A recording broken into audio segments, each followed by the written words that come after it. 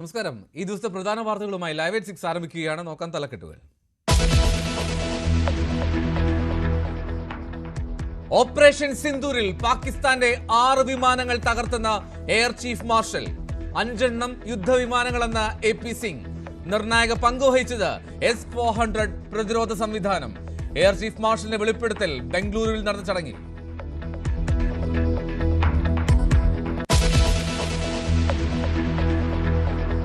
Doctor Haris ചിറക്കലിന്റെ തുറന്നു പറച്ചിലിനെ തുടർന്നുള്ള വിവാദം സമവായത്തിലേക്ക് നടപടി ഉണ്ടാകില്ലെന്ന് KGM-CTA ആരോഗ്യ വകുപ്പിന്റെ ഉറപ്പ്. ഡോക്ടർ തിരികെ ജോലിയിൽ പ്രവേശിച്ചു. ഒന്നും പ്രതികരിക്കാതെ ആരോഗ്യമന്ത്രി. വാർത്താ സമ്മേളനത്തിനിടെ മെഡിക്കൽ കോളേജ് പ്രിൻസിപ്പലിനെ വിളിച്ചത് താനാണെന്ന് വെളിപ്പെടുത്തി DME.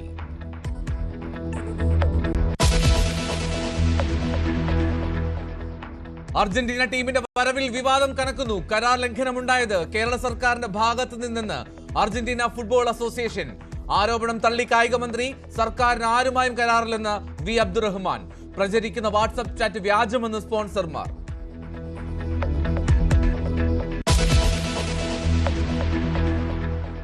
വോട്ടർ പട്ടിക ക്രമക്കേട് സംസ്ഥാനത്ത് ചർച്ചയാക്കി കോൺഗ്രസ്. തൃശൂരിലും ക്രമക്കേട് നടത്തിയെന്ന DCC അധ്യക്ഷൻ. സുരേഷ് ഗോപി താമസിച്ച വീട്ടിൽ 11 വോട്ടുകൾ ചേർത്തു. വീട്ടിലിപ്പോൾ ആരുമില്ലെന്നും ജില്ലാ നേതൃത്വം. രാഹുൽ ഗാന്ധി. തെരഞ്ഞെടുപ്പ് കമ്മീഷൻ പോര് രൂക്ഷം.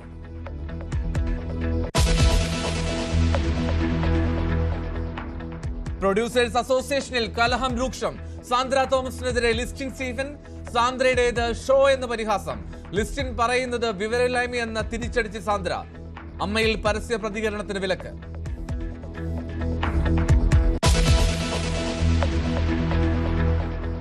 ചേർത്തല തിരോധാന കേസുകളിൽ നിർണായക നീക്കവുമായി അന്വേഷണ സംഘം.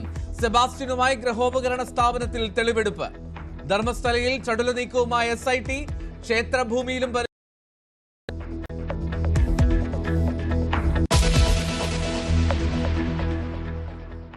ചിറ്റൂർ പുഴയിൽ 2 യുവാക്കൾ ഒഴുക്കിൽപ്പെട്ട് മരിച്ചു. അപകടത്തിൽപ്പെട്ടത് കോയമ്പത്തൂരിൽ നിന്നെത്തിയ 10 അംഗ സംഘം. മുതലപ്പുഴ അഴിമുഖത്തെ മണൽ തിട്ടയിൽ വള്ളം കുടുങ്ങി. വണ്ടി ഫുൾ അടി കയറി.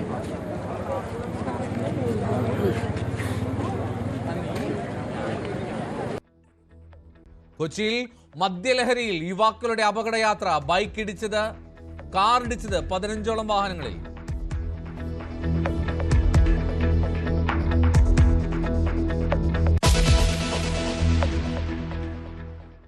ലൈവ് അറ്റ് 6 വിശദമായി. ചിറ്റൂർ പുഴയിൽ ഒഴുക്ക് നിയന്ത്രിക്കാനുള്ള ഓവിൽപ്പെട്ട 2 യുവാക്കൾ മരിച്ചു. കോയമ്പത്തൂർ നവക്കര കറുപ്പക കോളേജിലെ 10 വിദ്യാർത്ഥികളാണ് ചിറ്റൂരിലേക്ക് എത്തിയത്. 3 പെൺകുട്ടികളും 7 ആൺകുട്ടികളുമാണ് സംഘത്തിലുണ്ടായിരുന്നത്. ഓവിനുള്ളിൽ കയറിയതോടെ പുറത്തിറങ്ങാൻ കഴിയാതെ വരികയായിരുന്നു. വിവരങ്ങളുമായി പ്രജിത്ത് കോങ്ങാട് ചേരുന്നു. പ്രജിത്ത്, എന്താണ് ശരിക്കും സംഭവിച്ചത്? ഈ മരിച്ച കുട്ടികളെ തിരിച്ചറിയാൻ കഴിഞ്ഞു? ഇന്ന് വൈകുന്നേരം ഇന്ന് ഉച്ചയ്ക്ക് 2 മണിയോട് കൂടിയാണ് ചിറ്റൂർ കറുപ്പകം കോളേജിലെ 10 അംഗ സംഘം അടങ്ങുന്ന കുട്ടികൾ ചിറ്റൂർ പുഴയിലേക്ക് വരുന്നതും ചിറ്റൂർ പുഴയുടെ സമീപത്തുള്ള അവർ ഇരുന്ന് ആഹാരം കഴിക്കുകയും തുടർന്ന് ചിറ്റൂർ പുഴയിലേക്ക് ഇറങ്ങുകയും ചെയ്യുന്നത്. ചിറ്റൂർ പുഴയിലേക്ക് ഇറങ്ങുകയും ചെയ്ത ശേഷം ഇതിന് 2 ആൺപിള്ളേർ, അതായത് 2 ആൺപിള്ളേർ ഇതിലേക്ക് പോകും. അരുൺകുമാറും ശ്രീ ഗൗതമാണ് അതിൽ നീന്തുന്നതിനിടയിലൂടെ ചിറ്റൂർ പുഴയുടെ കോസ്റ്റ് ഒരു ഹോളിലൂടെ അകപ്പെടുകയും അതിലെ ശ്രീ ഗൗതമിനെ രക്ഷപ്പെടുത്തുകയും, പക്ഷെ ശ്രീ ഗൗതമിനെ രക്ഷപ്പെടുത്തുന്ന സമയത്ത് ശ്രീ ഗൗതമിന് ജീവനുണ്ടായിരുന്നു. തിരിച്ച് അത് എടുത്ത ശേഷം ശ്രീ ഗൗതമിനെ ചിറ്റൂർ താലൂക്ക് ആശുപത്രിയിലേക്ക് എത്തുമ്പോഴേക്കാണ് ശ്രീ ഗൗതം മരിക്കുന്നത്. ഇവർ എല്ലാവരും ചിറ്റൂർ കറുപ്പകം കോളേജിലെ 2ാം വർഷ ബയോടെക്നോളജി വിദ്യാർത്ഥികളാണ്. ഇപ്പോൾ അരുൺകുമാറിന്റെ മൃതദേഹമാണ് ഇപ്പോൾ കിട്ടിയിരിക്കുന്നത്. ചിറ്റൂർ കോസ്വേയുടെ താഴത്തെ ഓവിനുള്ളിൽ കുടുങ്ങിയ നിലയിലാണ് കിട്ടിയിരിക്കുന്നത്. 10 അംഗ സംഘമാണ് ഇവിടെ. ഇവർ ഇന്ന് ശനിയാഴ്ച ആയതിനാൽ ഇവിടെ വന്ന് ഇവർ ചിറ്റൂർ പുഴയിലെ സമീപത്ത് വന്ന് കുളിക്കാനും എല്ലാ കാര്യങ്ങൾക്കുമായി വന്നിരിക്കുന്നത്. അതിനുശേഷമാണ് ഇപ്പോൾ ഇങ്ങനെ ഇത്രയും വലിയൊരു അപകടം സംഭവിച്ചിരിക്കുന്നത്. മരിച്ച അരുൺകുമാറിനെയും ശ്രീ ഗൗതമിന്റെയും മൃതദേഹം ഇപ്പോൾ ചിറ്റൂർ താലൂക്ക് ആശുപത്രിയിലേക്ക് മാറ്റിയിരിക്കുകയാണ്.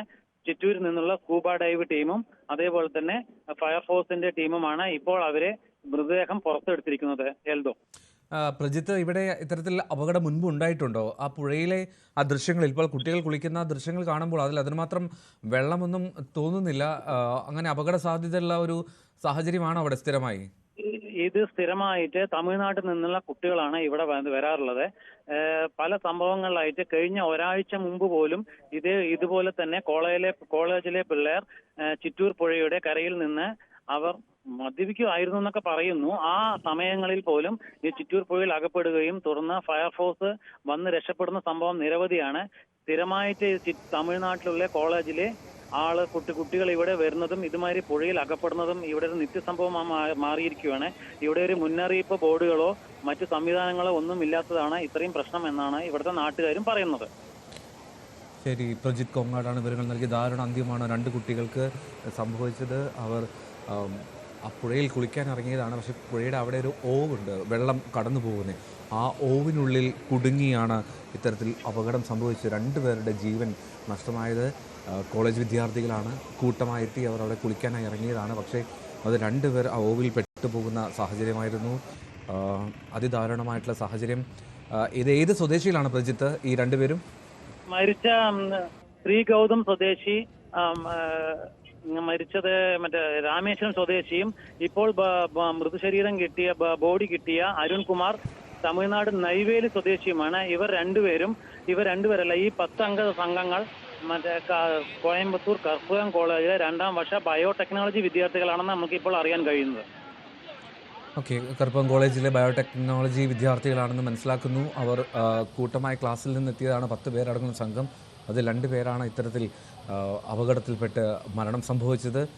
നമുക്ക് കാണാം ആ ദൃശ്യങ്ങളിൽ. അവർ അവിടെ എത്തി അവിടെ പുഴയിലിറങ്ങുന്നു. നീന്തുന്നതിനിടയിൽ ആ ഓവിലേക്ക് പോവുകയായിരുന്നു. ഇതാണ് ആദ്യത്തെ ദൃശ്യം. ഇതിൽ ആ കുട്ടികൾ ഉൾപ്പെടെ നീന്തി തുടിക്കുന്നത് കാണാൻ സാധിക്കുന്നുണ്ട് പുഴയിൽ. പിന്നീടാണ് ഇത്തരത്തിലൊരു അപകടം സംഭവിക്കുകയും ആ ഓവിലേക്ക് പോകുന്ന സാഹചര്യം ഉണ്ടാവുകയും മരണം സംഭവിക്കുകയും ഒക്കെ ഉണ്ടായത്.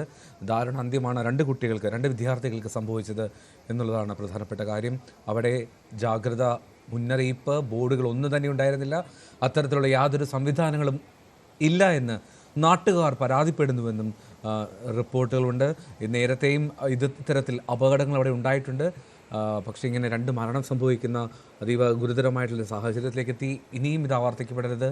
ഇത്തരത്തിൽ അപകട സാധ്യതയുള്ള മേഖലയാണെങ്കിൽ കൃത്യമായിട്ടുള്ള ബോർഡുകൾ, മുന്നറിയിപ്പ് സംവിധാനങ്ങൾ അവിടെ ഒരുക്കുക തന്നെ വേണം. 2 വിദ്യാർത്ഥികൾക്ക് ഇപ്പോൾ ജീവൻ നഷ്ടമായിരിക്കുന്നു ചിറ്റൂരിൽ.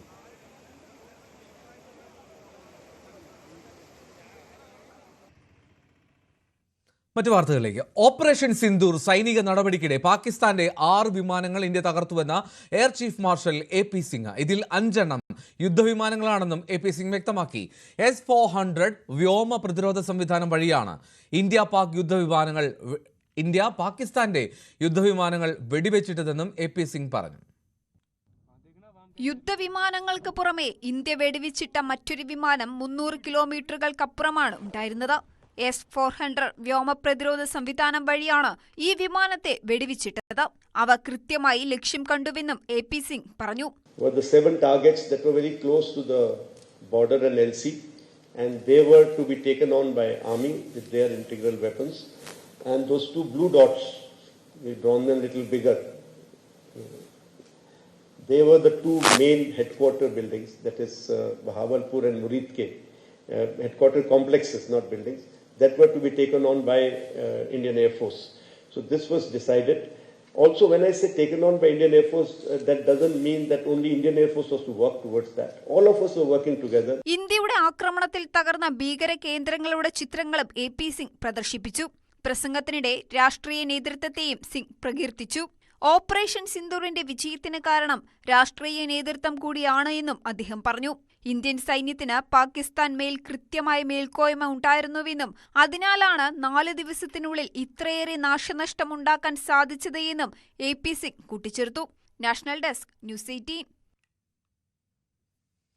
ആരോഗ്യ വകുപ്പിനെ പ്രതിരോധത്തിലാക്കിയ ഡോക്ടർ ഹാരിസ് ചിറക്കലിന്റെ തുറന്നുപറച്ചിൽ വിവാദം ഒടുവിൽ സമവായത്തിലേക്ക്.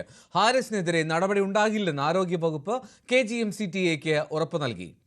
വിവാദം നീട്ടിക്കൊണ്ടുപോകുന്നത് സംവിധാനത്തെ മുഴുവൻ സമ്മർദ്ദത്തിലാക്കുമെന്ന് മന്ത്രി വീണ ജോർജ് പറഞ്ഞു. ഡോക്ടർ ഹാരിസ് ചിറക്കലിനെ നേരിൽ കണ്ട് ബോധ്യപ്പെടുത്തിയതിന് പിന്നാലെയാണ് സമവായ നീക്കം. ഇനി വിവാദങ്ങൾക്കില്ലെന്ന് ഡോക്ടർ ഹാരിസ് ചിറക്കൽ പ്രതികരിച്ചപ്പോൾ മാധ്യമങ്ങളോട് വീണ ജോർജ് മറുപടി ഒന്നും നൽകിയില്ല. അതേസമയം വാർത്താ സമ്മേളനത്തിനിടെ മെഡിക്കൽ കോളേജ് പ്രിൻസിപ്പലിനെ ഫോണിൽ വിളിച്ചത് താനാണെന്ന് വെളിപ്പെടുത്തി DME ഡോക്ടർ വിശ്വനാഥൻ രംഗത്തെത്തി. മെഡിക്കൽ കോളേജ് ആശുപത്രിയിലെ യൂറോളജി വിഭാഗം മേധാവി ഡോക്ടർ ഹാരിസ് ചിറക്കലിന്റെ സംശയനിഴലിൽ നിർത്തി മെഡിക്കൽ കോളേജ് പ്രിൻസിപ്പലും സൂപ്രണ്ടും കഴിഞ്ഞ ദിവസം നടത്തിയ വാർത്താ സമ്മേളനം വ്യാപക വിമർശനങ്ങൾക്ക് വഴിവെച്ചതിന് പിന്നാലെയാണ് അധ്യാപക സംഘടനയായ KGM-CTA അനുനയ നീക്കത്തിന് ഇടപെടൽ നടത്തിയത്. പ്രിൻസിപ്പലിന്റെയും സൂപ്രണ്ടിന്റെയും വാർത്താ സമ്മേളനം മനോവീര്യം കെടുത്തുന്നതെന്ന് വ്യക്തമാക്കിയ KGM-CTA സംസ്ഥാന പ്രസിഡന്റ് റോസ്നര ബീഗം ഉപകരണം അവിടെയുണ്ടെന്നതിൽ വ്യക്തത വന്നതിനാൽ ഇനി വകുപ്പ് തല അന്വേഷണത്തിന്റെ ആവശ്യമില്ലെന്നും പ്രതികരിച്ചു. എല്ലാ കാര്യങ്ങളും, അതായത് അതൊരു ഡെലിവറി ചെല്ലാനായിരുന്നു, ഗ്ലോബൽ സൊല്യൂഷൻസുമായിട്ട് സംസാരിച്ചു, അതെല്ലാം മീഡിയയിൽ ഫുൾ വന്നു കഴിഞ്ഞു. ഇനിയിപ്പോൾ അതിലൊരു അന്വേഷണത്തിന്റെ ഒന്നും ഒരു ആവശ്യവും ഇല്ല. എല്ലാം വളരെ ക്ലിയർ ആണ്. ഹാരിസ് സാർ ആദ്യം തൊട്ട് പറഞ്ഞതും സംഘടന പറഞ്ഞതും എല്ലാം വളരെ സത്യമാണെന്നുള്ളത് പൊതുജന മധ്യത്തിൽ ബോധ്യപ്പെട്ടു കഴിഞ്ഞു. പിന്നെ ഇനി അതിലെന്തിനാണ് അന്വേഷണം? മോസിലോസ്കോപ്പ് കാണാതായി എന്നത് മന്ത്രിയെ ആരോ തെറ്റിദ്ധരിപ്പിച്ചതാണെന്നും തനിക്കെതിരെ ആരോപണമുണ്ടെങ്കിൽ അന്വേഷിക്കട്ടെയെന്നും ഡോക്ടർ ഹാരിസ് ചിറക്കൽ പറഞ്ഞു. താൻ ആശുപത്രിയിലുണ്ടായിരുന്ന സമയം ആരോഗ്യമന്ത്രി നേരിട്ടെത്തി സമാധാനപ്പെടുത്തി. അധ്യാപക സംഘടനകളുടെ നിർദ്ദേശം നിലനിൽക്കുന്നതിനാൽ ഇനി ഈ വിഷയത്തിൽ പ്രതികരണങ്ങൾക്കില്ലെന്നും ഡോക്ടർ ഹാരിസ് ചിറക്കൽ. എന്റെ സൈഡിൽ നിന്ന് ഞാനൊന്നുമില്ല. ഞാൻ ഇനിയും ഒരു മാധ്യമങ്ങൾക്കും ഒരു വാർത്തയും പങ്കുവയ്ക്കണം. ഞാനിപ്പോൾ ഇന്ന് കോൺട്രവേഴ്ഷ്യലായിട്ടൊന്നും പറയുന്നില്ല. ഞാൻ മാധ്യമങ്ങളെ കാണരുതെന്നാണ് പിന്നെ എനിക്ക് KGM-CTA ഞങ്ങളുടെ സംഘടനയുടെ നിർദ്ദേശം. അപ്പോൾ അത് പിന്നെ ഇത്രയും നിങ്ങളോട് പറഞ്ഞിട്ട് പോകാമെന്ന് വിചാരിച്ചു. പിന്നെ നമ്മൾ ഇനിയും നിങ്ങൾക്ക് ഇതിനകത്തുള്ള കാര്യങ്ങൾ KGM-CTA ഞങ്ങളുടെ സംഘടനയായിട്ട് നമ്മൾ ചർച്ച ചെയ്തോളൂ ബാക്കി കാര്യങ്ങളൊക്കെ. വിവാദങ്ങൾക്ക് പിന്നാലെ ഒരാഴ്ച അവധിയിലായിരുന്ന ഡോക്ടർ ഹാരിസ് ഇന്ന് വീണ്ടും ജോലിയിൽ പ്രവേശിച്ചു. അതേസമയം വാർത്താ സമ്മേളനം നടത്തിയത് ആരെയും കുരുക്കാനല്ലെന്നും മാധ്യമങ്ങളോട് പ്രതികരിക്കവേ സൂപ്രണ്ടിന്റെ ഫോണിലേക്ക് വിളിച്ചത് താനാണെന്നും വ്യക്തമാക്കി DME വിശ്വനാഥ് രംഗത്തെത്തി. അത് ഞാൻ തന്നെയാണ്. സൂപ്രണ്ടിനെയും പ്രിൻസിപ്പലിനെയും വിളിച്ചത് ഞാൻ തന്നെയാണ്. കാര്യം ഒരുപാട് ക്വസ്റ്റ്യൻസ് അവർ ഫേസ് ചെയ്യുന്നത് ഒരുപാട് അവർക്കും തന്നെ ഒരു സ്ട്രെസ്സായിരുന്നു. അവർ ഒരു ക്ലിനീഷ്യൻസ് ആണ്, അവർ ഡോക്ടേഴ്സാണ്. അവർ മീഡിയനൊക്കെ ആദ്യമായിട്ടാണ് അവർ ഫേസ് ചെയ്യുന്നത്. അപ്പോൾ അതിൻ്റെ ബുദ്ധിമുട്ടുള്ളതുകൊണ്ട് ഞാൻ അവരെ വിളിച്ച് പറഞ്ഞു, നിങ്ങൾ എൻക്വയറി റിപ്പോർട്ടിലുള്ള കാര്യങ്ങൾ മാത്രം പറഞ്ഞാൽ മതി, വേറൊന്നും നിങ്ങൾ പറയണ്ട എന്ന് മാത്രം ഞാൻ പറയാൻ വേണ്ടി അവരെ രണ്ടുപേരും വിളിച്ചു. ഞാൻ തന്നെയാണ് വിളിച്ചത്. ഹാരിസ് നടത്തിയ വിവാദ വെളിപ്പെടുത്തലുകൾ പ്രതിപക്ഷം രാഷ്ട്രീയ ആയുധമാക്കുന്നതിനിടെയാണ് അച്ചടക്ക നടപടി വകുപ്പ് തല അന്വേഷണത്തിൽ മാത്രം ഒതുക്കി പ്രശ്നപരിഹാരത്തിനുള്ള സർക്കാർ നീക്കം. ന്യൂസ് 18 തിരുവനന്തപുരം. ഡോക്ടർ ഹാരിസിന് പൂർണ്ണ പിന്തുണ പ്രഖ്യാപിച്ച് കോൺഗ്രസ്. സർക്കാർ അന്വേഷണം നടത്തിക്കോട്ടെ എന്നും കുറ്റക്കാരനാക്കാൻ സമ്മതിക്കില്ലെന്നും KPCC അധ്യക്ഷൻ സണ്ണി ജോസഫ് പറഞ്ഞു. ഡോക്ടർ ഹാരിസ് വിഷയത്തിൽ ആരോഗ്യമന്ത്രി വീണ ജോർജ് രാജിവെക്കണമെന്ന് രമേശ് ചെന്നിത്തല. സത്യം പറഞ്ഞ ഡോക്ടറെ ഹരാസ് ചെയ്തു. കള്ളങ്ങൾ പറഞ്ഞ് അവസാനം മാപ്പ് പറഞ്ഞ് തടിയൂരാൻ ശ്രമിക്കുകയാണ്. തകരാർ മന്ത്രിയുടേതാണെന്നും വീണ ജോർജിന് അധികാരത്തിൽ തുടരാൻ ധാർമ്മികത നഷ്ടപ്പെട്ടുവെന്നും രമേശ് ചെന്നിത്തല പറഞ്ഞു. അർജന്റീന ഫുട്ബോൾ ടീമിന്റെ കേരളത്തിലേക്കുള്ള വരവുമായി ബന്ധപ്പെട്ട വിവാദങ്ങൾ കൂടുതൽ കനക്കുകയാണ്. കരാർ ലംഘനമുണ്ടായത് കേരള സർക്കാരിന്റെ ഭാഗത്തു നിന്നാണെന്ന് AFA മാർക്കറ്റിംഗ് വിഭാഗം മേധാവി ലിയാൻഡ്രോ പീറ്റേഴ്സണിന്റെ ആരോപണം തള്ളി മന്ത്രി V അബ്ദുറഹ്മാൻ രംഗത്തെത്തി. കരാർ ഒപ്പിട്ടത് സ്പോൺസറാണെന്നും സർക്കാരിന് ആരുമായും കരാറില്ലെന്നും മന്ത്രി വ്യക്തമാക്കി. അതേസമയം ലിയാൻഡ്രോ പീറ്റേഴ്സണിന്റെ പേരിൽ പ്രചരിക്കുന്ന വാട്സാപ്പ് ചാറ്റ് വ്യാജമാണെന്ന് reporter broadcasting company limited MD Andrew Augustine പ്രതികരിച്ചു. ഒരു സ്പോർട്സ് ലേഖകൻ അർജന്റീന ഫുട്ബോൾ അസോസിയേഷന്റെ ചീഫ് കൊമേഴ്ഷ്യൽ ആൻഡ് മാർക്കറ്റിംഗ് ഓഫീസറായ ലിയാൻഡ്രോ പീറ്റേഴ്സണുമായി നടത്തിയ ആശയവിനിമയത്തിന്റെ സന്ദേശമാണ് പുറത്തുവന്നിട്ടുള്ളത്. 130 കോടിയോളം രൂപ അടച്ചിട്ടും കേരളത്തിലെത്താനാവില്ലെന്ന് അറിയിച്ചത് കരാർ ലംഘനമല്ലേ എന്ന ചോദ്യത്തോട് അത് ശരിയല്ലെന്നായിരുന്നു ലിയാൻഡ്രോ പീറ്റേഴ്സന്റെ മറുപടി. കരാർ ലംഘനം നടത്തിയത് കേരള സർക്കാരാണെന്ന വിമർശനവും പുറത്തുവന്ന വാട്സാപ്പ് സന്ദേശത്തിലുണ്ട്. എന്നാൽ ഏതു തരത്തിലുള്ള കരാർ ലംഘനമാണ് കേരള സർക്കാർ നടത്തിയതെന്ന കാര്യം ഈ സന്ദേശത്തിൽ വ്യക്തമല്ല. അതേസമയം ലിയാൻഡ്രോ പീറ്റേഴ്സൺ AFAയുടെ മാർക്കറ്റിംഗ് വിഭാഗം മേധാവിയാണെന്ന് സ്ഥിരീകരിച്ച മന്ത്രി V അബ്ദുറഹ്മാൻ വാദങ്ങൾ തള്ളി.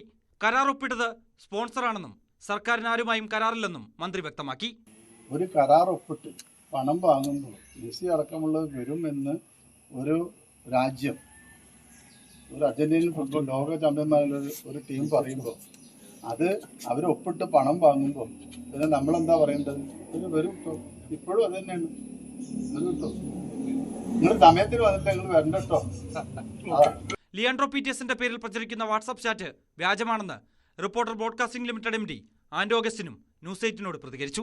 മെസ്സി വരുമെന്നും ചർച്ചകൾ തുടരുകയാണെന്നും ആൻഡോ അഗസ്റ്റിൻ പറഞ്ഞു. അവരേത് രീതിയിലാണ് കേരള മെസ്സേജ് കാണിക്കുന്നത്, അത് ഫേക്ക് മെസ്സേജ് ആണെന്ന് ഞാൻ ഇപ്പോഴും വിശ്വസിക്കുന്നത്. അങ്ങനെ ഞാൻ കോണ്ടാക്ട് ചെയ്ത സമയത്ത് അങ്ങനെ ഒരു അത് വാട്സപ്പ് മെസ്സേജ് അല്ല, വാട്സപ്പ് മെസ്സേജിന്റെ ശൈലി അങ്ങനെയല്ല, അത് വാട്സപ്പ് മെസ്സേജിൽ വരേണ്ട സാധനം അല്ല, അങ്ങനെയല്ല. നമ്മൾ എത്രയോ വാട്സപ്പ് മെസ്സേജ് ആക്കി, നിങ്ങളെ നോക്കി അറിയാം, അത് വാട്സപ്പ് മെസ്സേജ് അല്ല. അത് എങ്ങനെ വന്നു എന്നുള്ളത് ഞാൻ അന്വേഷിക്കുന്നുണ്ട്. അതിനിടെ വിഷയത്തിൽ രാഷ്ട്രീയ വിവാദവും മുറുകുകയാണ്. കായികമന്ത്രിയുടെയും സ്പോൺസറുടെയും വാദം രാഷ്ട്രീയ ആയുധമാക്കി മാറ്റുകയാണ് പ്രതിപക്ഷം. സർക്കാർ ഇക്കാര്യത്തിൽ വ്യക്തമായ മറുപടി പറയണമെന്ന് കോൺഗ്രസ് നേതാക്കൾ ആവശ്യപ്പെട്ടു. യഥാർത്ഥത്തിൽ ഇപ്പോഴത്തെ കുട്ടികളൊക്കെ ഭാഷയെ പറഞ്ഞ തള്ളി മറിച്ച് ഉണ്ടാക്കിയ ഒരു അപകടമാണ്. ഇപ്പോൾ ഇത് അർജന്റീനൻ ഫുട്ബോൾ അസോസിയേഷൻ തന്നെ പറയുന്നു കരാർ ലംഘനം നടത്തിയത് കേരളത്തിലെ ഗവൺമെന്റാണ്. ഇത് ഗുരുതരമായ വെളിപ്പെടുത്തലാണ്. ആളുകളുടെ ഒരു ഇഷ്ടത്തെ ദുരുപയോഗം ചെയ്യാൻ ശ്രമിച്ചതാണ്. അപ്പോൾ അതിന് വ്യക്തത വരുത്തേണ്ടത് സർക്കാരാണ്. അർജന്റീനൻ ഫുട്ബോൾ അസോസിയേഷൻ വ്യക്തമാക്കി, അവരുടെ മാർക്കറ്റിംഗ് ഹെഡ് വ്യക്തമാക്കിയ കാര്യത്തിൽ അവിടെ ആരോപിച്ചിട്ടുള്ള കാര്യങ്ങളെ സംബന്ധിച്ച് വ്യക്തത വരുത്തേണ്ടത് സർക്കാരാണ്. അങ്ങനെ കരാർ ലംഘനം സർക്കാരും അതുമായി ബന്ധപ്പെട്ട ഭാഗത്താണ് ഉണ്ടായതെങ്കിൽ പിന്നെ ഖജനാവിൽ നിന്ന് ഈ പണം ചെലവഴിക്കേണ്ടിയിരുന്നില്ല. ഖജനാവിന് ഒരു നഷ്ടവും ഇല്ല എന്ന് പറഞ്ഞാണ് തുടങ്ങിയതെങ്കിൽ ഇപ്പോൾ അതിൻ്റെ മുഴുവൻ കണക്കുകളും പുറത്തു വന്നു. അങ്ങനെ സർക്കാരിൻ്റെ വീഴ്ച കൊണ്ടാണ് അതില്ലാതായതെങ്കിൽ അതിന് വ്യക്തത വരുത്തണം. വ്യക്തത വരുത്താൻ കഴിയാത്ത പക്ഷേ പൈസ തിരിച്ചടക്കാൻ CPM തയ്യാറാവണം. News desk, news 18. മെസ്സിയുടെ സന്ദർശനത്തിൽ അർജന്റീൻ ഫുട്ബോൾ അസോസിയേഷന്റെ വിശദീകരണം വന്നതിന് പിന്നാലെ സർക്കാരിനെതിരെ UDF നേതാക്കൾ. മെസ്സി ഈസ് മിസ്സിംഗ് എന്നായിരുന്നു KPCC അധ്യക്ഷൻ സണ്ണി ജോസഫിന്റെ പ്രതികരണം. കായിക മന്ത്രി മറുപടി പറയണമെന്നും സണ്ണി ജോസഫ് ആവശ്യപ്പെട്ടു. മെസ്സി കേരളത്തിലേക്ക് വരുന്നു എന്നത് സർക്കാർ തള്ളി മറിച്ചുണ്ടാക്കിയതാണെന്ന് ഷാഫി പറമ്പിലും വിമർശിച്ചു. സർക്കാർ ഉത്തരം പറയണം. പ്രതികൂട്ടിൽ നിൽക്കുകയാണ്. ലക്ഷക്കണക്കിന് രൂപ അക്കാര്യത്തിൽ ചെലവഴിച്ചു. കേരളത്തിലെ വോട്ടർ പട്ടിക ക്രമക്കേടും ചർച്ചയാക്കാൻ കോൺഗ്രസ് നേതൃത്വം. തൃശൂരിലെ BJP വിജയം ചോദ്യം ചെയ്തുകൊണ്ടാണ് കോൺഗ്രസിന്റെ നീക്കം. തൃശൂരിൽ വോട്ടർ പട്ടികയിൽ ക്രമക്കേട് നടത്തിയെന്നാണ് ആരോപണം. തൃശൂർ DCC അധ്യക്ഷനാണ് ആരോപണം ഉന്നയിച്ചത്. സുരേഷ് ഗോപി താമസിച്ച വീട്ടിൽ 11 വോട്ടുകൾ ചേർത്തുവെന്നും ഇപ്പോഴത്തെ പട്ടികയിൽ ഈ വീട്ടിൽ ആരുമില്ല എന്നുമാണ് ആരോപണം. ആലത്തൂർ മണ്ഡലത്തിലെ വോട്ടർമാർ കൂട്ടത്തോടെ തൃശൂരിലേക്ക് മാറ്റിയത് ശ്രദ്ധയിൽപ്പെടുത്തിയിട്ടും തെരഞ്ഞെടുപ്പ് കമ്മീഷൻ ഇടപെട്ടില്ലെന്നും ജില്ലാ കോൺഗ്രസ് നേതൃത്വം ആരോപിക്കുന്നു. അതേസമയം കോൺഗ്രസിനെതിരെ ഇരട്ട വോട്ട് ആരോപണവുമായി LDF രംഗത്തെത്തി. ഇരിക്കൂർ MLA സജീവ് ജോസഫിന് ഇരട്ട വോട്ടുണ്ടെന്ന് തെളിവ് പുറത്തുവിട്ടാണ് ആരോപണം. ഉളിക്കൽ പഞ്ചായത്തിലെ വാർഡ് 18 ഒപ്പം വാർഡ് 14 എന്നിവിടങ്ങളിലാണ് MLAക്ക് വോട്ട്. തെരഞ്ഞെടുപ്പ് കമ്മീഷന് പരാതി നൽകുമെന്ന് LDF നേതൃത്വം അറിയിച്ചു. ശ്രദ്ധയിൽപ്പെട്ടിട്ടില്ലെന്നും ഒരു വോട്ട് തള്ളാൻ അപേക്ഷ നൽകുമെന്നും UDFും വ്യക്തമാക്കി. ഞങ്ങൾ പറഞ്ഞ അല്ലെങ്കിൽ അന്ന് പരാതി കൊടുക്കാൻ അടിസ്ഥാനമായ കാര്യം പ്രൂവ് ചെയ്യപ്പെട്ടുകൊണ്ടിരിക്കുകയാണ്. കാരണം ഈ തൃശ്ശൂർ പാർലമെൻറ്റ് നിയോജക മണ്ഡലത്തിൻ്റെ പുറത്തു നിന്നുള്ള വോട്ടർമാരെ അവരെയാണ് അന്ന് ചേർത്തു എന്നുള്ളതൊരു വസ്തുതയാണ്. ഞങ്ങൾ അതുകൊണ്ടാണ് പരാതി കൊടുത്തത്. പക്ഷെ ബഹുമാന്യനായ ജില്ലാ കളക്ടർ അന്നെടുത്ത നിലപാട് എന്ന് പറയുന്നത് വോട്ടർ പട്ടികയിൽ പേരുണ്ടെങ്കിൽ ഞങ്ങൾക്ക് പിന്നെ ഒന്നും ചെയ്യാനില്ല എന്നുള്ളതാണ്. അപ്പോൾ വോട്ടർ പട്ടികയിൽ കടന്നുകൂടിയ ക്രമക്കേട് ഒരു ജനാധിപത്യ വ്യവസ്ഥയ്ക്ക് എതിരും നീതിപൂർവകമായ ഒരു തെരഞ്ഞെടുപ്പ് നടത്താൻ സാധ്യമല്ലാത്തൊരു സാഹചര്യമായിരിക്കണം.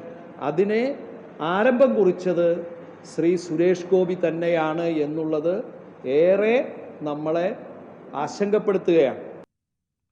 TG സജിത്ത് വാർത്തയുടെ വിശദാംശങ്ങളായി ചേരുന്നുണ്ട്. സജിത്ത്, രാഹുൽ ഗാന്ധി അവിടെ ദേശീയ തലത്തിൽ തുടങ്ങിവിട്ട ആരോപണമാണ്. ഇപ്പോൾ തൃശ്ശൂരിലും അത്തരത്തിൽ ക്രമക്കേട് നടന്നു എന്നുള്ളതാണല്ലോ കോൺഗ്രസിന്റെ ആരോപണം. എന്താണ് അതിലെ പ്രധാനപ്പെട്ട വിവരങ്ങൾ? എൽദോ, ഈ രാഹുൽ ഗാന്ധി തൊടുത്തുവിട്ട വോട്ടേഴ്സ് പട്ടികയുമായി ബന്ധപ്പെട്ട ആ ക്രമക്കേടുമായി ബന്ധപ്പെട്ട ആരോപണം കേരളത്തിലും കോൺഗ്രസ് ഏറ്റെടുക്കുന്നു എന്നതാണ് ഏറ്റവും പ്രധാനപ്പെട്ട കാര്യം. ഇതിൽ കോൺഗ്രസിനെ സംബന്ധിച്ച് ഉന്നയിക്കാൻ കഴിയുന്നത് തൃശ്ശൂർ ലോക്സഭാ മണ്ഡലത്തിലെ കഴിഞ്ഞ തവണത്തെ തെരഞ്ഞെടുപ്പാണ്. കഴിഞ്ഞ തവണ ഇടതുമുന്നണി സ്ഥാനാർത്ഥിയായിരുന്ന VS സുനിൽകുമാർ തന്നെയാണ് ഈ ആരോപണം ആദ്യം ഉന്നയിച്ചത്. ഇപ്പോൾ ഈ രാഹുൽ ഗാന്ധിയുടെ ആക്ഷേപം വന്നതിന് പിന്നാലെ സുനിൽകുമാറും അത് ഏറ്റെടുത്തു. ഇപ്പോൾ കോൺഗ്രസ് ജില്ലാ അടിസ്ഥാനത്തിൽ ഗുരുതരമായ ആരോപണം BJPക്കും സുരേഷ് ഗോപിക്കുമെതിരെ ഉന്നയിക്കുകയാണ്. വരികയാണ്. ഇതിൽ ചില തെളിവുകളും അവിടുത്തെ ജില്ലാ കോൺഗ്രസ് നേതൃത്വം പുറത്തുവിടുന്നു. ഇതിൽ ഇവർ സൂചിപ്പിക്കുന്ന പ്രധാനപ്പെട്ട കാര്യം ആലത്തൂർ അടക്കമുള്ള സമീപ മണ്ഡലങ്ങളിൽ നിന്നും വ്യാപകമായി തൃശ്ശൂർ മണ്ഡലത്തിലേക്ക് വോട്ട് ചേർത്തു. കാരണം BJPയെ സംബന്ധിച്ച് അവരുടെ ടാർഗറ്റഡ് ഇടമായി തൃശ്ശൂരിനെയാണ് അവർ കണ്ടിരുന്നത്. അതുകൊണ്ട് ആലത്തൂർ വോട്ട് നഷ്ടപ്പെട്ടാലും തൃശ്ശൂർ വിജയിക്കണമെന്ന ലക്ഷ്യത്തോടെ ബോധപൂർവമായി തെരഞ്ഞെടുപ്പ് മുന്നിൽ കണ്ട് മാത്രം വോട്ടർ പട്ടികയിൽ പേര് ചേർത്തു. സാധാരണ വോട്ടർ പട്ടികയിൽ പേര് ചേർക്കുമ്പോൾ നടത്തേണ്ട പരിശോധനകളൊന്നുമില്ലാതെ ഇക്കാര്യത്തിൽ തെരഞ്ഞെടുപ്പ് കമ്മീഷൻ BJPക്ക് അനുകൂലമായി നിലപാടെടുത്തു എന്നതാണ് കോൺഗ്രസ് ഉന്നയിക്കുന്ന ആരോപണം. ഇതിന്റെ ഭാഗമായി അവർ പുറത്തുവിടുന്ന ചില തെളിവുകളുണ്ട്. ഉദാഹരണമായി സുരേഷ് ഗോപി താമസിച്ചിരുന്ന ആ ഫ്ളാറ്റിൽ 12 പേർക്ക് ഒരു അഡ്രസ്സിൽ 12 പേരെ വോട്ടർ പട്ടികയിൽ ഉൾപ്പെടുത്തി. സുരേഷ് ഗോപിയും അദ്ദേഹത്തിൻ്റെ കുടുംബം, അദ്ദേഹത്തിൻ്റെ അനിയനും ഭാര്യയും അടക്കമുള്ള കുടുംബങ്ങൾക്കെല്ലാം അവിടെ വോട്ടേഴ്സ് പട്ടികയിൽ പേര് ഉൾപ്പെടുത്താനുള്ള അനുമതി നൽകി. അതിനുശേഷം ഇപ്പോൾ ഈ അഡ്രസ്സിൽ സുരേഷ് ഗോപിയോ അവരുടെ കുടുംബാംഗങ്ങൾ ആരോ താമസിക്കുന്നില്ല, മറിച്ച് ഒരു മുംബൈ കമ്പനിക്കാണ് ഇപ്പോൾ ഈ കെട്ടിടം കൊടുത്തിരിക്കുന്നത്. ഇങ്ങനെ വോട്ടേഴ്സ് പട്ടികയിൽ പേര് ചേർത്ത് ബോധപൂർവമായ ഒരു തെരഞ്ഞെടുപ്പ് അട്ടിമറിയാണ് അവിടെ നടന്നിരിക്കുന്നത് എന്നതാണ് കോൺഗ്രസ് ഉന്നയിക്കുന്ന ആരോപണം. തൃശ്ശൂരിന് സമാനമായ ഈ വിഷയം കോൺഗ്രസ് സംസ്ഥാന അടിസ്ഥാനത്തിൽ വീണ്ടും ഉന്നയിക്കാനുള്ള നീക്കമാണ് അവർ ഉദ്ദേശിക്കുന്നത്. അതായത് കോൺഗ്രസിൻ്റെ ഈ നീക്കത്തിന് പിന്നിൽ ദേശീയ അടിസ്ഥാനത്തിൽ കോൺഗ്രസിൻ്റെ നീക്കം BJPക്കെതിരെയാണെങ്കിൽ സംസ്ഥാനത്തേക്ക് വരുമ്പോൾ അതിൽ CPMനെ കൂടി കോൺഗ്രസ് കക്ഷി ചേർക്കുന്നുണ്ട് എന്നതാണ് അതിൻ്റെ രാഷ്ട്രീയം. കാരണം തൃശ്ശൂരിനപ്പുറം വരാനിരിക്കുന്ന തദ്ദേശ തെരഞ്ഞെടുപ്പിലും വോട്ടർ പട്ടികയിൽ ചില ക്രമക്കേടുകൾ നടക്കുന്നുണ്ട്. അതിന് പിന്നിൽ സംസ്ഥാനത്തെ സർക്കാരിനും CPMനും പിന്തുണയുള്ള ഉദ്യോഗസ്ഥരെ വെച്ചുകൊണ്ട് ചില ക്രമക്കേടുകൾ നടത്തുന്നു എന്നതാണ് കോൺഗ്രസ് നടത്താൻ പോകുന്ന ആരോപണം. അത് സംസ്ഥാന വ്യാപകമായി അവർ ഉന്നയിക്കുകയും ചെയ്യും. അതാണ് പ്രധാനപ്പെട്ടത്. മറ്റൊരു പ്രധാനപ്പെട്ട കാര്യം ഇപ്പോൾ വരുന്നത് ഈ ഇരട്ട വോട്ട് ആരോപണം ഇരിക്കൂർ MLA സജീവ് ജോസഫിനെതിരെ, അതേക്കുറിച്ചും. യെസ് എൽദോ, ഇതിൽ കോൺഗ്രസിനുള്ള മറുപടി എന്നോണമാണ് ഇക്കാര്യത്തിൽ ഇപ്പോൾ CPM ചില രേഖകൾ പുറത്തുവിട്ടിരിക്കുന്നത്.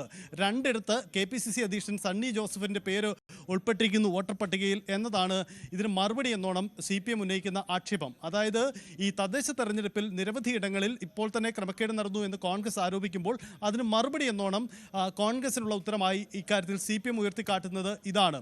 എന്തായാലും വോട്ടർ പട്ടിക ക്രമക്കേട് സംസ്ഥാനത്തെ പുതിയ രാഷ്ട്രീയ വിവാദമായി മാറുകയാണ്.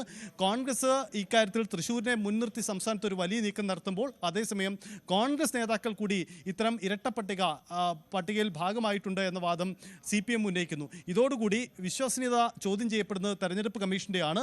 സംസ്ഥാന തെരഞ്ഞെടുപ്പ് കമ്മീഷനും തദ്ദേശ തെരഞ്ഞെടുപ്പ് നടത്തുന്ന സംസ്ഥാന തെരഞ്ഞെടുപ്പ് കമ്മീഷനും ഒപ്പം തന്നെ ഈ അസംബ്ലി അല്ലെങ്കിൽ ലോക്സഭാ ഇലക്ഷനൊക്കെ നടത്തുന്ന ദേശീയ തെരഞ്ഞെടുപ്പ് കമ്മീഷൻ്റെയും വോട്ടർ പട്ടികയിലെ സുതാര്യത ഏറെ ചോദ്യം ചെയ്യപ്പെടുകയാണ്. സംസ്ഥാനത്ത് വരാനിരിക്കുന്ന ഒരു പുതിയ വിവാദമായി ഇത് മാറുകയും ചെയ്യുന്നു.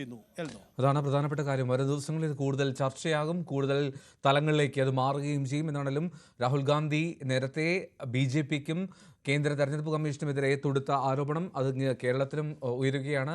ആദ്യം കോൺഗ്രസ് ആണ് ഉന്നയിക്കുന്നത്. തൃശ്ശൂരിൽ ഇപ്പോൾ LDF കോൺഗ്രസിനെതിരെയും സമാനമായിട്ടുള്ളൊരു ആരോപണം ഉന്നയിക്കുന്ന സാഹചര്യം. TG സജിത്താണ് വിവരങ്ങൾ നൽകിയത്. ന്യൂസ് ഡെസ്കിൽ നിന്ന്. രാഹുൽ ഗാന്ധിയും തെരഞ്ഞെടുപ്പ് കമ്മീഷനും തമ്മിലുള്ള ഏറ്റുമുട്ടൽ രൂക്ഷമാവുകയാണ്. വോട്ട് കൊള്ളയിൽ തെരഞ്ഞെടുപ്പ് കമ്മീഷന് കർണാടക കോൺഗ്രസ് പരാതി നൽകി. എല്ലാ മണ്ഡലങ്ങളിലും പരിശോധന വേണമെന്നാണ് ആവശ്യം. പരാതിയിൽ കർണാടക സംസ്ഥാന തെരഞ്ഞെടുപ്പ് കമ്മീഷൻ പരിശോധന ആരംഭിച്ചു. അതേസമയം പരാതികൾ വ്യക്തമാക്കുന്ന സത്യവാങ്മൂലം സമർപ്പിക്കുകയോ അല്ലാത്തപക്ഷം രാജ്യത്തോട് മാപ്പ് അപേക്ഷിക്കുകയോ ചെയ്യണമെന്ന് രാഹുൽ ഗാന്ധിയോട് മുഖ്യ തെരഞ്ഞെടുപ്പ് കമ്മീഷൻ ആവശ്യപ്പെട്ടു.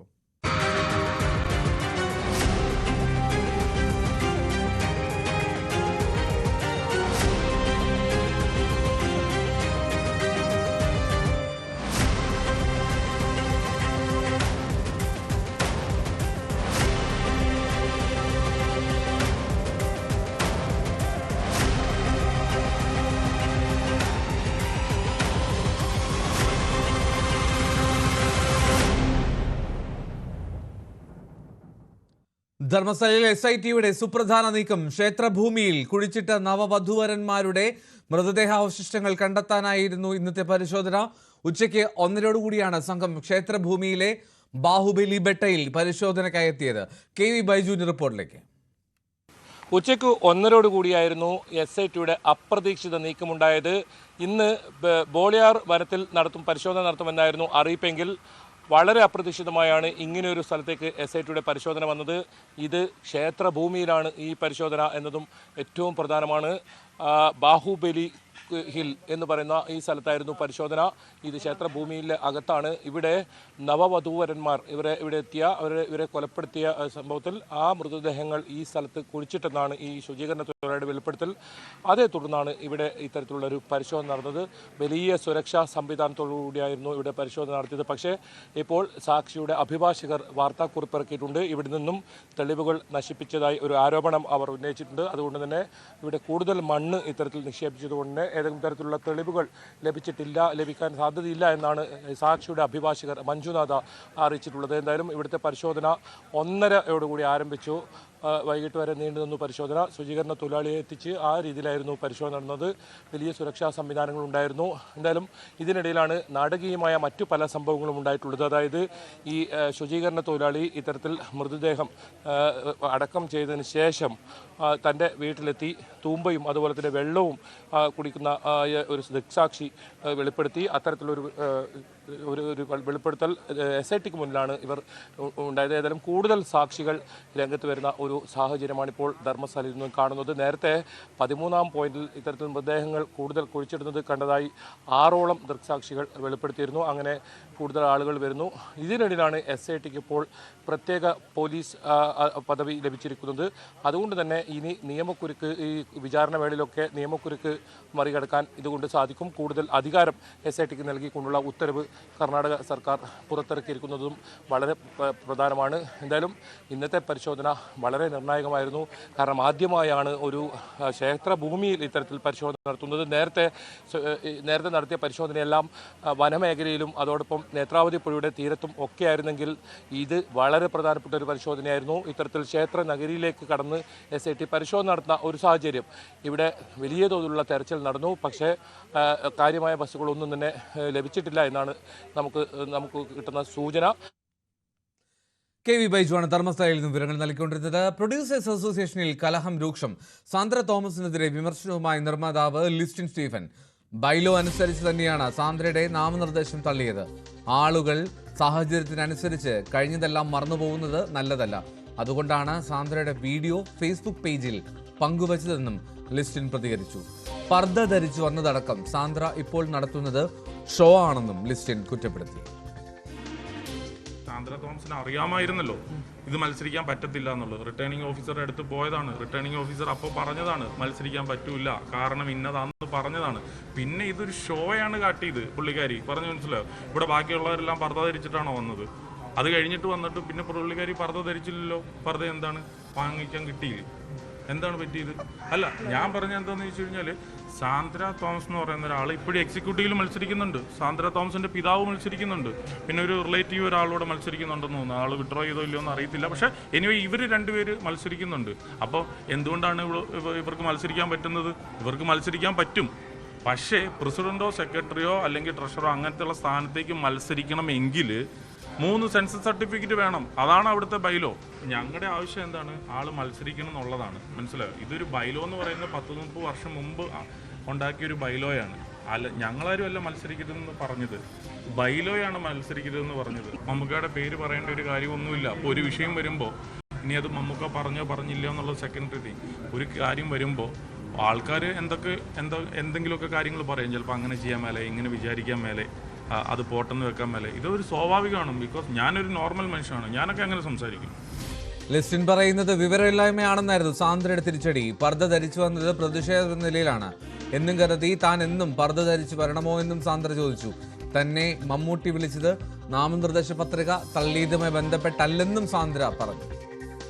ലിസ്റ്റിൻ പറയുന്ന എല്ലാ വിവരമില്ലായ്മയ്ക്കും ഞാൻ മറുപടി പറയണമെന്നില്ല. പിന്നെ നിങ്ങൾ എല്ലാവരും ഇത്രയും പേര് വന്ന് ഇങ്ങനെ ചോദിക്കുമ്പം അതും വാർത്താ ചാനലുകളാണ്. അപ്പോൾ അത് എനിക്കതിനൊരു ഉത്തരവാദിത്വം ഉണ്ട് അതിന് പറയുക എന്നുള്ളത്. ഇപ്പം ഞാൻ അന്ന് തന്നെ ഞാൻ പറഞ്ഞിരുന്നു, അന്ന് എൻ്റെ പ്രതിഷേധത്തിൻ്റെ ഭാഗമായിട്ടാണ് ഞാൻ പർദ്ദ ധരിച്ചു പോയത്.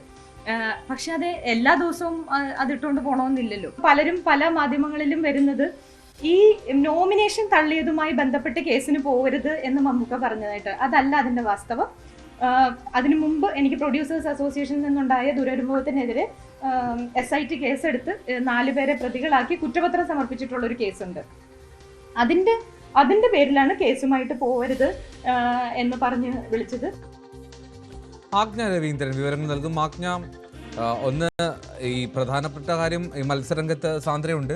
അത് തങ്ങളല്ല എതിർക്കുന്നത്, അത് ബൈലോ ആണ് എന്ന് പറയുന്നു. പക്ഷേ സാന്ദ്രയുടെ കയ്യിൽ 3 സർട്ടിഫിക്കറ്റ് ഇല്ല എന്ന് അവർക്ക് പറയാൻ കഴിയുമോ?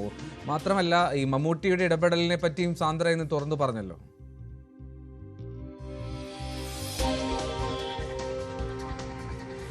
എൽദോ, സാന്ദ്രയുടെ കയ്യിലുള്ളത് 3 സർട്ടിഫിക്കറ്റ് അല്ല, അതായത് 2 സർട്ടിഫിക്കറ്റ് മാത്രമേ ഉള്ളൂ. 9 സർട്ടിഫിക്കറ്റ് ഉണ്ടെന്ന് സാന്ദ്ര പറയുമ്പോഴും ബാക്കിയുള്ള സർട്ടിഫിക്കറ്റുകളൊക്കെ മറ്റു പ്രൊഡക്ഷൻ കമ്പനികളുടെ ലേബലിലുള്ളതാണ്. സാന്ദ്ര തോമസിന്റെ ഓൺ പ്രൊഡക്ഷൻ കമ്പനികളുടെ പേരിലുള്ളതല്ല എന്നാണ്. അതുകൊണ്ടാണ് അത് ബൈലോയിൽ അങ്ങനെയാണ് പറഞ്ഞിരിക്കുന്നത്. അതുകൊണ്ടാണ് ബൈലോ പ്രകാരമാണ് സാന്ദ്ര തോമസിന്റെ നോമിനേഷൻ തള്ളിയത്. പക്ഷേ തങ്ങൾക്കാർക്കും അത്തരത്തിൽ സാന്ദ്ര മത്സരിക്കുന്നതിനോട് വിയോജിപ്പില്ല. സാന്ദ്ര മത്സരിക്കണമെന്ന് തന്നെയാണ്. തങ്ങൾ ആരുമല്ല സാന്ദ്രയുടെ നോമിനേഷൻ തള്ളിയത്.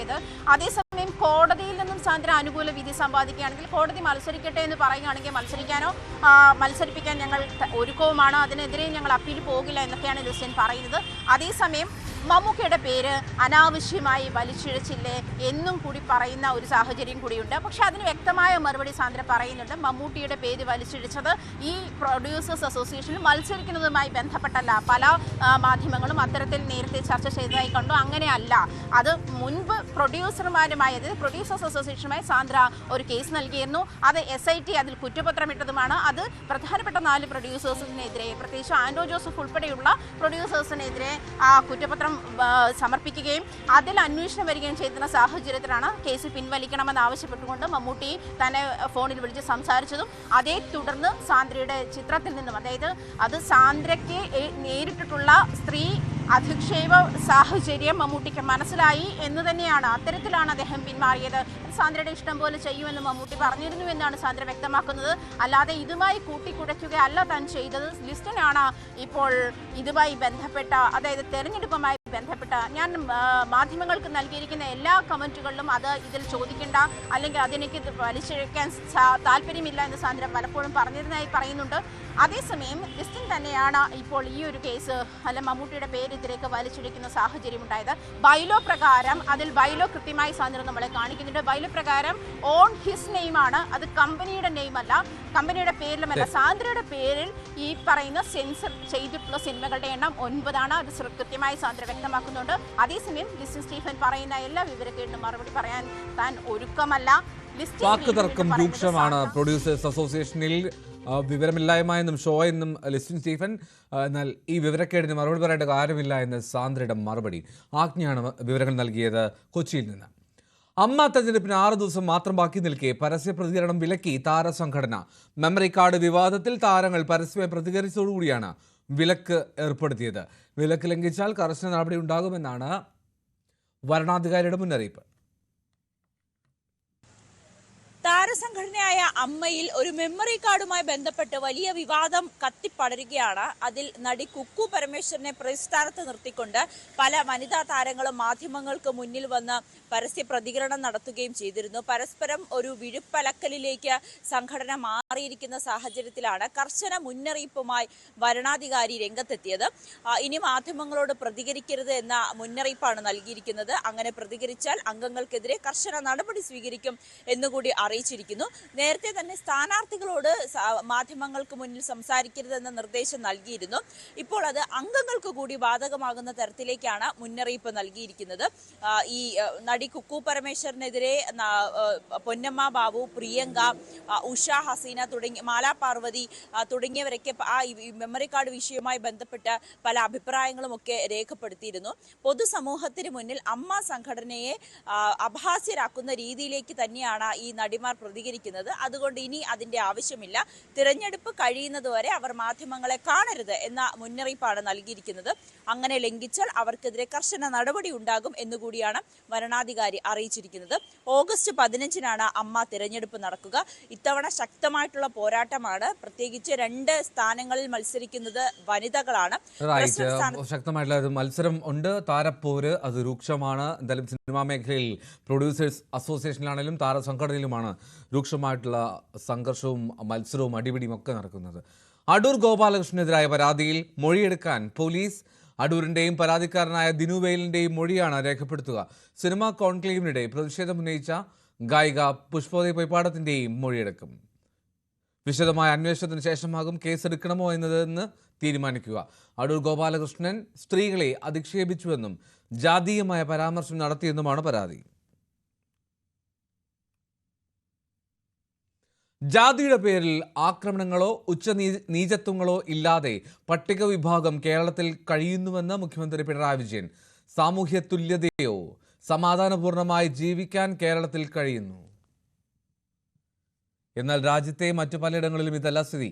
ഇതൊക്കെയാണ് യഥാർത്ഥ കേരള സ്റ്റോറി എന്നത് നമ്മുടെ നാടും രാജ്യവും മനസ്സിലാക്കണമെന്ന് മുഖ്യമന്ത്രി പറഞ്ഞു. KT ജലീലിനെ മുൻനിർത്തി മുസ്ലിം ലീഗിനെതിരെ രാഷ്ട്രീയ നീക്കം ശക്തമാക്കി CPM. വയനാട് പുനരധിവാസത്തിന് ഭൂമി വാങ്ങിയതിലെ അപാകത മുതൽ PK ഫിറോസിന്റെ സഹോദരനുൾപ്പെട്ട ലഹരി കേസ് വരെയുള്ള വിഷയങ്ങളിൽ വിമർശനവും ചോദ്യങ്ങളുമായി മുന്നിലുള്ളത് ജലീലാണ്. ഇതോടെ തെരഞ്ഞെടുപ്പിൽ ഇനി മത്സരിക്കാനില്ല എന്ന തീരുമാനം മാറ്റി ജലീൽ വീണ്ടും ജനവിധി തേടുമെന്ന അഭ്യൂഹം ശക്തമായി. മുസ്ലിം ലീഗിന്റെ എക്കാലത്തെയും വലിയ എതിരാളിയായ KT ജലീൽ ഒരു ഇടവേളയ്ക്ക് ശേഷം ലീഗിനെതിരെ തുറന്ന ആക്രമണമാണ് നടത്തുന്നത്. ജില്ലാ പഞ്ചായത്ത് അംഗം TP ഹാരിസിന്റെ തട്ടിപ്പ് കേസ്, മുസ്ലിം ലീഗും യൂത്ത് ലീഗും നടപ്പാക്കുന്ന വിവിധ പദ്ധതികളിലെ അപാകതകൾ, പാണക്കാട് കുടുംബത്തെ മറയാക്കി ട്രസ്റ്റുകൾ രൂപീകരിച്ച് നടത്തുന്ന വെട്ടിപ്പ് എന്നിവയ്ക്ക് പുറമെ വയനാട് പുനരധിവാസ പദ്ധതിക്കായി ഭൂമി വാങ്ങിയതിലെ അപാകതകളും തുറന്നുകാട്ടിയാണ് KT ജലീലിന്റെ വിമർശനം. വയനാട് ലീഗിന്റെ നിർദ്ദിഷ്ട പുനരധിവാസ പദ്ധതി പ്രദേശം ജലീൽ സന്ദർശിക്കുകയും ചെയ്തു. പാണക്കാട് കുടുംബത്തെ LDF നേതാക്കൾ വിമർശിക്കാൻ മടിക്കുമെന്നിരിക്കെ പാണക്കാട് കുടുംബത്തെ മറയാക്കി തട്ടിപ്പുകൾ ഒരു കൂട്ടർ നടത്തുന്നുവെന്നാണ് ജലീൽ തുറന്നടിച്ചത്.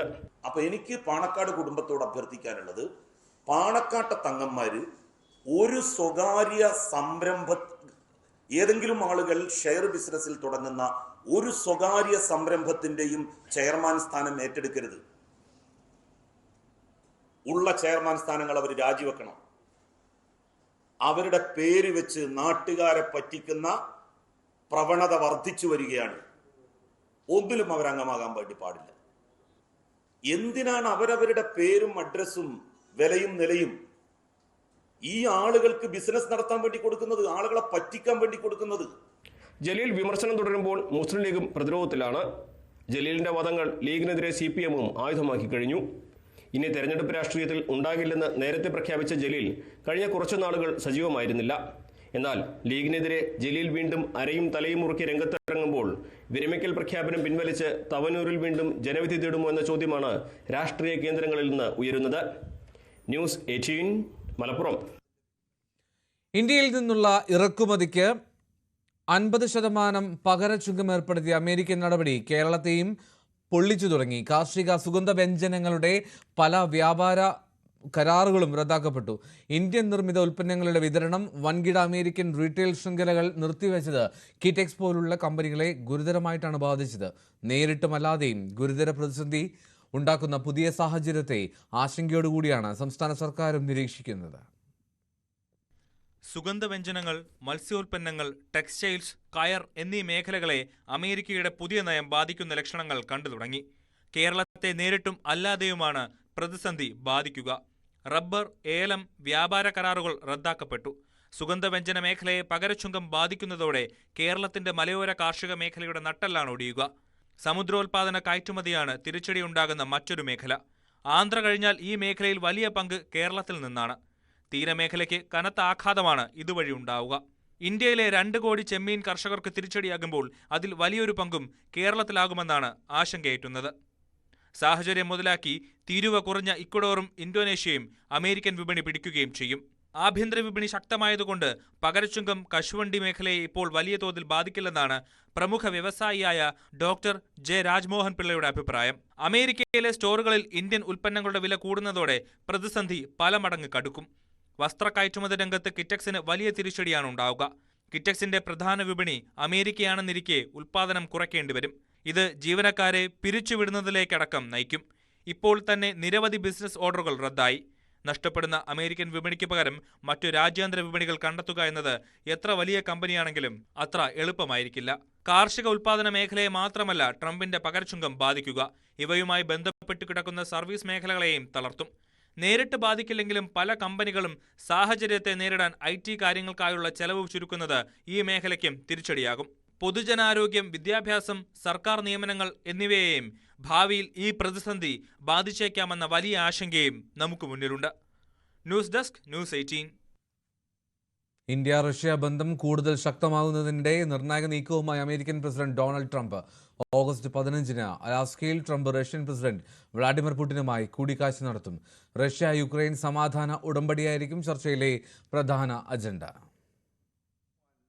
ഇറക്കുമതി തീരുവയിൽ അമേരിക്കയും ഇന്ത്യയും തമ്മിൽ തർക്കം തുടരുന്നതിനിടയിലാണ് ട്രംപ് പുടിൻ കൂടിക്കാഴ്ച. അടുത്തയാഴ്ച അലാസ്കയിൽ കൂടിക്കാഴ്ച നടക്കുന്ന വിവരം ട്രംപ് തന്നെയാണ് ട്രൂത്ത് സോഷ്യലിലൂടെ അറിയിച്ചത്.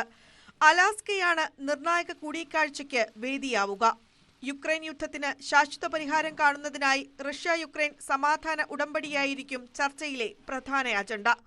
ഇരു രാഷ്ട്രത്തലവന്മാരും തമ്മിൽ 2019 ശേഷമുള്ള ആദ്യ മുഖാമുഖ കൂടിക്കാഴ്ചയാണെന്ന പ്രത്യേകത കൂടിയുണ്ട്. യുക്രൈൻ വെടിനിർത്തലിനുള്ള റഷ്യയുടെ സമയപരിധി വെള്ളിയാഴ്ച അവസാനിച്ചിരുന്നെങ്കിലും തുടർന്ന് ഇതുമായി ബന്ധപ്പെട്ട പ്രസ്താവനകളൊന്നും പുറത്തുവന്നിരുന്നില്ല. ഉടമ്പടിയുടെ ഭാഗമായി യുക്രൈന്റെ 2 പ്രവിശ്യകൾ റഷ്യയ്ക്ക് വിട്ടുകൊടുത്തുകൊണ്ടുള്ള സമാധാന കരാർ തയ്യാറാകുന്നതായാണ് റിപ്പോർട്ട്. ലുഹാൻസിക്, ഡൊണൈറ്റ്സ്ക്, സെപ്പോഷ്യ, ഖേഴ്സൺ എന്നീ 4 യുക്രൈൻ പ്രവിശ്യകൾ റഷ്യ ആവശ്യപ്പെട്ടിരുന്നു. ക്രൈമിയ പ്രവിശ്യയും യുക്രൈന്റെ 5% പ്രദേശവും പുടിൻ ആവശ്യപ്പെട്ടെങ്കിലും അതിന് യുക്രൈൻ സമ്മതം അറിയിച്ചില്ലെന്നാണ് വിവരം. 2 പ്രവിശ്യകൾ വിട്ടുനൽകും. അങ്ങനെയെങ്കിൽ ഖേഴ്സൺ, സെപ്പറേഷ്യ എന്നിവയായിരിക്കും വിട്ടുനൽകുക. ട്രംപ് പുടിൻ കൂടിക്കാഴ്ച നടക്കുകയാണെങ്കിൽ യൂറോപ്യൻ രാജ്യങ്ങളെ കൂടി ഉൾപ്പെടുത്തണമെന്ന സെലൻസ്കിയുടെ ആവശ്യവും ട്രംപ് തള്ളി. യുക്രൈനുമായുള്ള യുദ്ധത്തിൽ നിർണായക മുന്നേറ്റം കൈവരിക്കുന്നതിൽ റഷ്യ പരാജയപ്പെട്ടിട്ടുണ്ടെങ്കിലും യുക്രൈന്റെ 20% പ്രദേശം റഷ്യ കൈവശപ്പെടുത്തിയിട്ടുണ്ട്.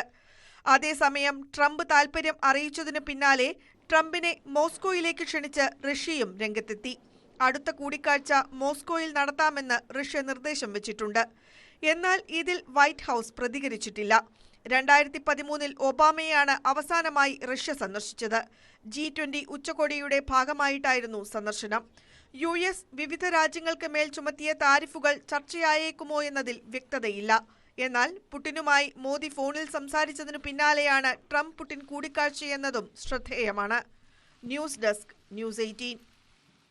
റിലയൻസ് ട്രെൻഡ്സിന്റെ ഓണക്കാല വിൽപ്പനയ്ക്ക് തുടക്കമായി. ട്രെൻഡ്സ് ഓൺ വീൽസ് എന്ന പേരിൽ പുതിയ വസ്ത്രശേഖരം പരിചയപ്പെടുത്തുന്ന ക്യാമ്പയിനും തുടക്കമായി. കൊച്ചിയിൽ നടന്ന ചടങ്ങിൽ ക്യാമ്പയിൻ വാഹനങ്ങളുടെ flag off Trends CEO Nitin Saigal നിർവഹിച്ചു. ഉത്രാടം ദിവസം വരെ വസ്ത്രവിപണിയിലെ പുതിയ തരംഗം പരിചയപ്പെടുത്തി വാഹനം പര്യടനം നടത്തും. മികച്ച വിപണിയാണ് കേരളത്തിൽ ലക്ഷ്യമിടുന്നതെന്ന് ട്രെൻഡ്സ് മാർക്കറ്റിംഗ് വിഭാഗം മേധാവി മിനൽ ശ്രീവാസ്തവ പറഞ്ഞു.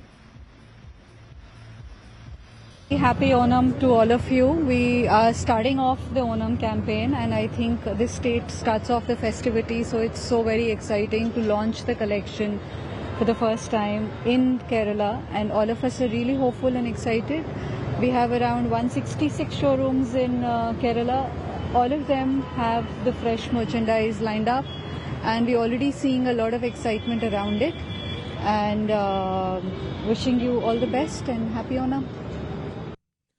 ഗൃഹോപകരണ വിതരണ രംഗത്തെ പ്രമുഖരായിട്ടുള്ള നന്ദിലത്ത് G-Martന്റെ 59ാമത് ഷോറൂം തൊടുപുഴയിൽ പ്രവർത്തനം തുടങ്ങി.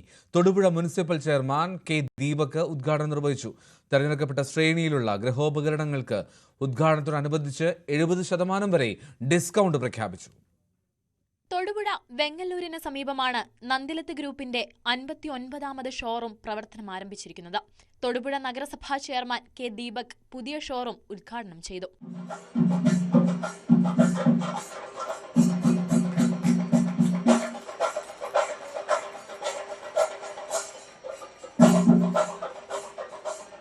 ഇന്ന് തൊടുപുഴയ്ക്ക് വേണ്ടി ഒരു ഇന്റർനാഷണൽ ഷോപ്പിംഗ് അനുഭവമാണ് ഞങ്ങൾ ഒരുക്കിയിരിക്കുന്നത്.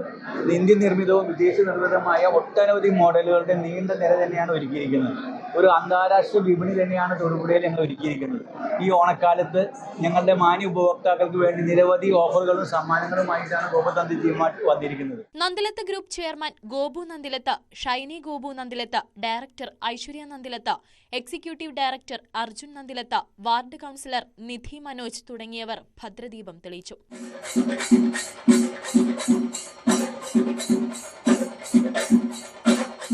തെരഞ്ഞെടുക്കപ്പെട്ട ശ്രേണിയിലുള്ള ഗൃഹോപകരണങ്ങൾക്ക് ഉദ്ഘാടനത്തോടനുബന്ധിച്ച് 70% വരെ ഡിസ്കൗണ്ട് പ്രഖ്യാപിച്ചിട്ടുണ്ട്. ജൂലൈ 20 മുതൽ 2026 ജനുവരി 31 വരെ പർച്ചേസ് നടത്തുന്ന ഉപഭോക്താക്കൾക്കായി വക്കാലക്ക നറുക്കെടുപ്പ് പദ്ധതി വഴി അപ്പാർട്ട്മെന്റ്, കാറുകൾ, ഗൃഹോപകരണങ്ങൾ തുടങ്ങി നിരവധി സർപ്രൈസുകളാണ് നന്ദിലത്തിലുള്ളത്. ഇടുക്കി ജില്ലയിലെ ഏറ്റവും വലിയ ഷോറൂം എന്ന് നമുക്ക് പറയാൻ സാധിക്കും. അത്രത്തോളം വലിയ ഡിസ്പ്ലേ ആണ് നമ്മൾ സെറ്റ് ചെയ്തിരിക്കുന്നത്. എല്ലാ നല്ലവരെ കസ്റ്റമേഴ്സ് ഗോപുനന്ദി ജിമാർട്ട് വിസിറ്റ് ചെയ്യുക. നല്ല ഓഫേഴ്സും ക്യാഷ് ബാക്കും കാർഡ് EMI എല്ലാം സൗകര്യങ്ങളും നമ്മൾ ഒരുക്കി വെച്ചിട്ടുണ്ട് കസ്റ്റമേഴ്സിനായിട്ട്. കസ്റ്റമേഴ്സ് ഗോപുനന്ദി ജിമാർട്ട് വിസിറ്റ് ചെയ്യുക. 10 മുതൽ 10 ദിവസം ഓരോ ദിവസവും ലക്കി ഡ്രോയിൽ 1 ലക്ഷം രൂപ വീതം കസ്റ്റമേഴ്സിന് കൊടുക്കുക എന്ന് പറയുമ്പോൾ ഓഫറുകൾക്ക് മേലെയാണ് ഇത് കൊടുക്കുന്നത്. ഡിസ്കൗണ്ടുകളും ക്യാഷ് ബാക്കും എല്ലാ കമ്പനി അഡീഷണൽ ഓഫേഴ്സിനും പുറമെയാണ് കസ്റ്റമേഴ്സിന് വേണ്ടി നമ്മൾ ഈ കാര്യങ്ങളെല്ലാം ചെയ്യുന്നത്. വളരെയധികം സന്തോഷമുണ്ട്. ഒരു ഹൈടെക് ഷോറൂം എന്നുള്ളതിന്റെ ഒരു സാക്ഷാത്കാരമാണ് ഇന്നിവിടെ നടന്നിരിക്കുന്നത്. തിരുവോണം കെങ്കേമമാക്കാൻ അത്തം മുതൽ തിരുവോണം വരെ പ്രത്യേക സമ്മാന പദ്ധതികളും നന്ദിലത്ത് ഗ്രൂപ്പ് ഒരുക്കിയിട്ടുണ്ട്. ന്യൂസ് 18 ഇടുക്കി. സ്വർണ്ണം വെള്ളി നിരക്കുകൾ. കവിത ഗോൾഡ് ആൻഡ് ഡയമണ്ട്സ് ഇന്നത്തെ സ്വർണം വെള്ളി നിരക്കുകൾ നിങ്ങൾക്കായി സമർപ്പിക്കുന്നത് Kavitha gold and diamonds, the versatile jewellery. 22 carat സ്വർണം ഗ്രാമിന് 9445, പവന് 75,560. 18 കാരറ്റ് സ്വർണം ഗ്രാമിന് 7,805, പവന് 62,440. വെള്ളി ഗ്രാമിന് 125 രൂപ. കവിത ഗോൾഡ് ആൻഡ് ഡയമണ്ട്സ് ഇന്നത്തെ സ്വർണം വെള്ളി നിരക്കുകൾ നിങ്ങൾക്കായി സമർപ്പിച്ചത് Kavitha gold and diamonds, the versatile jewellery. Lab 6 പൂർണ്ണമാവുകയാണ്. നമസ്കാരം.